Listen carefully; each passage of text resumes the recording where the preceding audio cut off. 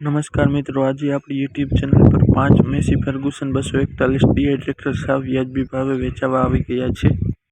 તેની વિગત આ જ વિડીયોમાં આપી દેવામાં આવી છે, તેથી આ વિડીયો અંત સુધી જોતા રહેજો. અને જો તમે અમારી યુટ્યુબ ચેનલ પર નવા હો તો અમારી યુટ્યુબ ચેનલને લાઇક, શેર અને સબસ્ક્રાઇબ જરૂરથી કરી દેજો.